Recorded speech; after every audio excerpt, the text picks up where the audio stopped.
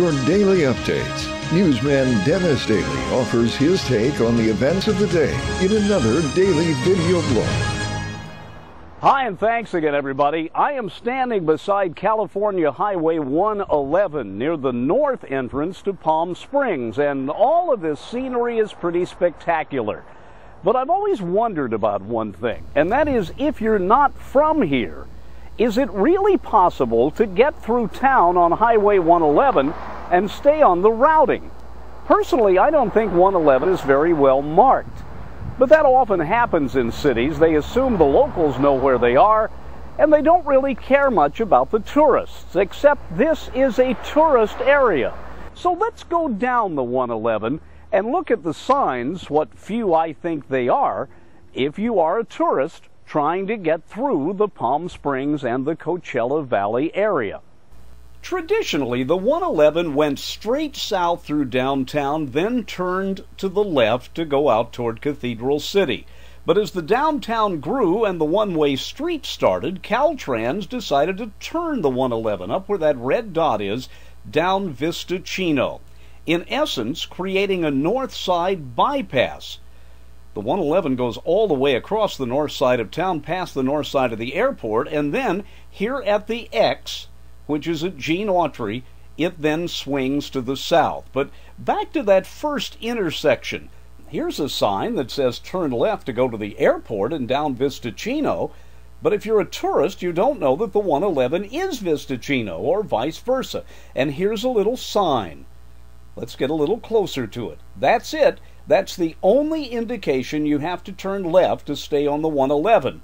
Now, farther down the bypass, and that's what I'm calling it, there are some reinforcement signs telling you that you are on the 111 and that you should keep going in a straight line. But there's never good signage to tell you how to get to the proper alignment of the 111 to start with. And if you finally do get down here to Gene Autry, here's your single sign telling you to turn right, and it has a crooked arrow.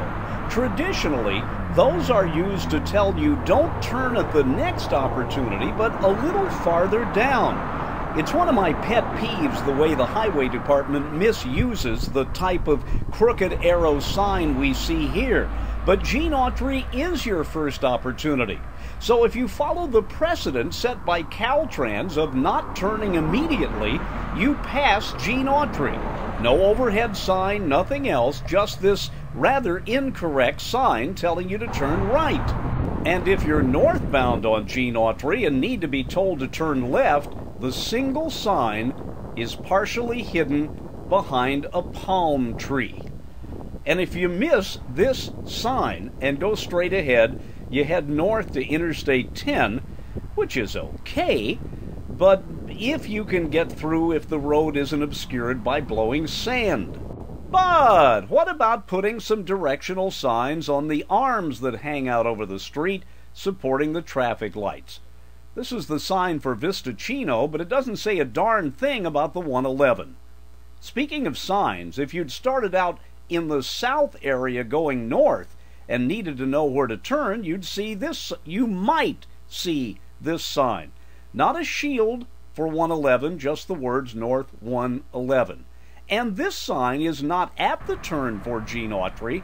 It is 3 blocks down the street, 3 blocks in advance of the turn you have to make.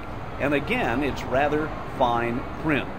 Now, halfway down to Gene Autry, you will notice there is a sign for the road to Interstate 10. It's Gene Autry and it's the 111.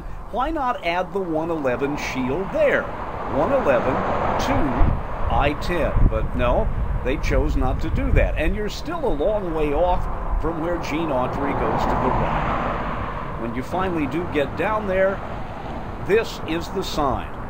One to the right to go north, straight ahead for Business 111. And if you do go straight, guess what?